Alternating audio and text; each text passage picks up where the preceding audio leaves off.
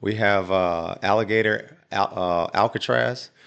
The Democrats are in shambles over this. They dissecting all of the videos and any facial expression DeSantis or Trump makes or whatever. They're look, he's smiling. They smiling because they winning, dude. And you'll see here, they're giving people a choice. You don't have to stay in this facility. You do not have to be incarcerated in this facility. You have the choice of going back to your native land, your home country, and we'll pay for it.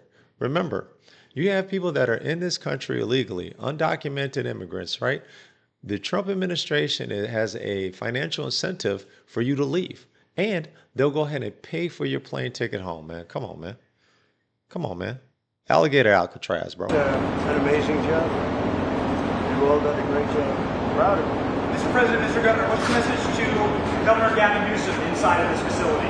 Well, the first thing you should do is come here and learn something, because they don't do this. They don't know. They wouldn't know where to begin, and if they did, it would cost them 100 times more. So I would say he should call the governor and Christie, and I'm sure you'd give him because his state is a disaster, and he doesn't do this. Well, they have the original Alcatraz, so you guys could approve him being able to set one of these up over there. I'm sure the secretary would be happy to do that and provide. My sense is he's probably not going to bite on that, but I don't know that they'd be able to come in at cost because they tried to do this high-speed rail. They spent like 150 billion, no tracks. We've got a privately funded rail in Florida from Miami to Orlando. It costs the taxpayers zero, and it's very successful. So it's just a much different approach between states. We're not going to let him get anywhere near Alcatraz. It'll cost 100 times more than they thought. Now, he ought to come here and study this because he could learn a lot. Yes? Tomorrow. Hopefully tomorrow, within the next 24 hours. They have the doctors, they have all the professionals. There's going to be a security sweep because there have been civilians here, so they will sweep this multiple times to make sure there's nothing can be used as weapons or any contraband. And then once that's cleared, then they'll do. So it's really up to Secretary. I know's got people in the queue, and so they'll be ready to receive. I think our viewers at home should know that this is an air-conditioned facility. Yes, so it is. we could even use planes for keeping it out in the hot humid South Florida. That is Air conditioning feels good in here, to be honest. Hey, Biden wanted me in here, okay? He wanted me. It didn't work out that way, but he wanted me in here. What's your expectation of what this will do for the speed and well, a lot of things, and they're both telling me that these people come in here, they want to go home. And they want to go home, so we immediately send them home, where it's appropriate. Now, if somebody's a real killer, we don't send them anywhere. We put them in a maximum security. Look, what we inherited from this guy, this incompetent man, and his administration, which wasn't incompetent, it was radical left, lunatic, communist, whatever you want to say. I know most of them. What we inherited should never, ever be forgotten. What they've made us do. This is all because of an open border policy where 25 million people flowed in. From all over the world, from prisons, from all over the world they flowed in. For no reason whatsoever. We had, when I left, we had a very powerful border. We had no problem. He opened it up. Day one, we just opened the border. People couldn't believe it. They were standing there. What are they doing? They said, go in. That's it. You look at the first day tapes. They opened it up and they said, go in. And that's where all of this began. But this is an amazing thing that they've done here. Really but listen, people don't have to come here. If they self-deport and go home, they can come back legally. We will let them come back legally. And there is a lot of self-deportation. Yes. But if you wait and we bring you to this facility, you don't ever get to come back to America. You don't get the chance to come back and be an American again and work here. So they weren't with us when the President and Secretary Kevin and we went through the intake. So right when you do the intake, they have the information about voluntary departure. They have the ability. Obviously, you guys are funding that because it's a lot cheaper to do it that way. So even if they get brought to the front doorstep here, they still have an opportunity to just go back voluntarily, and then this way they're not. We can put them on a plane that day and take them home. We'll buy their plane ticket, go home, and then they get the chance to come back legally. If they wait, if they do that, they can come back legally after a period of time. So it is interesting how Alligator Alcatraz has made so many people happy and feel like the government is finally doing its job, and so many people absolutely outraged. that this is demonizing and dealing with people who entered illegally as if they were all hardened criminals. How do you respond? Well, you know, we prioritize those Tom that are Homan. public safety threats, not just illegal aliens, those with serious criminal convictions and also national security threats. And this facility is key for is criminal aliens. Those are a threat to public safety. We need these beds. You know, I've been saying since January 20th, if we want to run this deportation operation, we need funding. We need more detention beds. Everybody we arrest, we need a bed, because they're going to be in detention from several days to several months, depending on the case. So, and yesterday, I didn't see the numbers today, but yesterday I woke up, we had 1,600 beds across the nation empty, 1,600. We'll fill them in a day. And we're constantly playing this keep up. We got to remove so many people. We can only arrest so many people. This day we got so many beds. So these will give us a little breathing room, give us extra beds so we can target more criminals throughout the country. Everybody's talking fiscal austerity. You're not a lawmaker, but you do have to deal with budgets. And they look at this line item, and it's one of the biggest ads, hundreds of billions of dollars to run this one facility. And again, people look at it and say, do we really need this? Why do we need to put this much money and emphasis on deporting people who've entered illegally? Well, let's compare it to the last administration.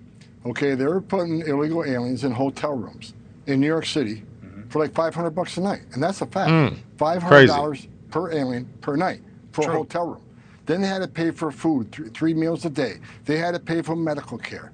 They had to pay for attorney access. All these other things were added to that $500 a night. So who knows what the cost was, really? I don't have that number. I can tell you the beds here are just under 300, is what I was briefed on, and that includes 3 meals a day, full medical, doctors and nurses on site. So you got your food, you got medical, and what's great about this facility, Chris, is there's an airstrip right there.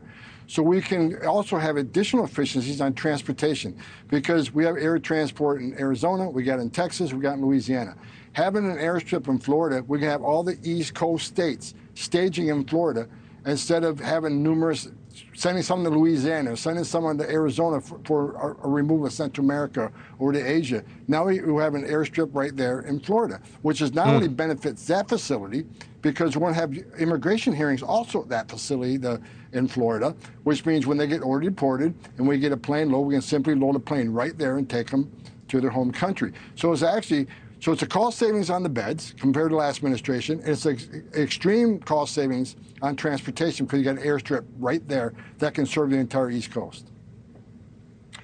The October to May numbers, you say, look, we're targeting the guys and the women, I guess, also, who are a threat to society. It's 3 out of 4 are traffic, immigration, or other low-level offenses. Only 1 out of the 4 are serious felons in terms of like murder, rape, high-value crimes. Is that the right ratio? No, I don't think it is at all. I mean, the vast majority of people arresting have criminal conviction, public safety threats. But, you know, and people look at, for instance, we arrest some people in county. Real quick. 1 out of 4, right? If you have 1 million illegal immigrants here, documented immigrants, right? That means 250,000 of those people are criminals, hardened criminals, you know, severe, critical criminals that we need to get up out of here, man. That's 250,000. So now that's out of 1 million. So for every 4 million, 1 million of those are hardened criminals, people who have committed serious crimes. Come on, man. 1 out of 4. Imagine taking 25% of your check away, man. That's a lot. Jails in non-sanctuary states, and they have a pending criminal case. So we found them in the county jail, which most likely means they're not a choir boy. So they're pending criminal charges. The left don't want to count that. They're saying, well, they're not criminals, they're not convicted yet. Yeah, however, they've been arrested for criminal charges sitting in the county jail. We're not going to sit and wait for conviction, because a lot of prosecutors will say, Thanks. look, if you're going to deport them, We just drop the case and deport them and save the taxpayer a lot of money. However, if the prosecutor wants to prosecute them, we work with the prosecutor, do a writ, saying we'll put them back in your custody for prosecution if you guarantee after you're done you release them to us. So we're working that way. So we're doing the best we can for local prosecution, giving them having the first shot at it. But if they don't want that shot, then we're going to remove them. You heard it from Tom Holman, man. Tom Holman, man. He's doing his job. They're doing a great job.